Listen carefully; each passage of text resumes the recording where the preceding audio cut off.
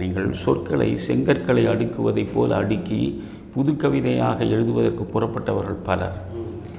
கண்ணதாசனிடம் நான் காணுகிற மிகப்பெரிய ஆற்றலை அவருடைய உரைநடையே புது கவிதை போல் இருக்கும். நீங்கள் கலீல் ஜிப்ரானை வாசிக்கிற பொழுது உங்களுக்கு என்ன மயக்கம் இருக்கிறதோ, ஆங்கிலத்தில் அதே போன்று ஆஸ்கார் வைல்டை வாசிக்கிற பொழுது உங்களுக்கு என்ன நெகிழ்ச்சி இருக்கிறதோ, அந்த நெகிழ்ச்சியையும் அந்த மயக்கத்தையும் கண்ணதாசனுடைய உரைநடையில் பார்க்கலாம். வேறொன்றும் இல்லை. நீங்கள் அவருடைய புஷ்ப மாளிகா, ஞான மாளிகா இரண்டை மட்டும் படித்து பாருங்கள். பல நூறு முறை நான் வாசித்திருக்கிறேன். அவருடைய நடை எனக்குள் அப்படியே வந்து உட்கார்ந்து விட்டது. எனவே கண்ணதாசன் நவீன தமிழ் இலக்கிய உலகத்தை பொறுத்தவரையில் கவிதையை எளிமையாக பாரதிதாசனுக்கு பிறகு பாமர மக்களிடம் கொண்டு போய் சேர்த்தவர். பாட்டில் உள்ள பாடுபொருள்களில் இலக்கியத்தை கொண்டு வந்து இணைத்தவர். அதனால் வெறும் சாதாரண சினிமா பாடல் என்று சொல்லிவிட முடியாது.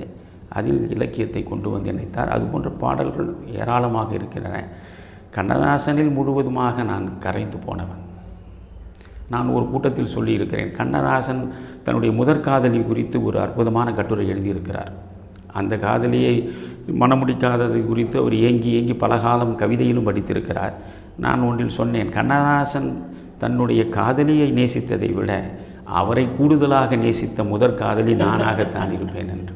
அந்த அளவுக்கு நேசித்திருக்கிறேன்.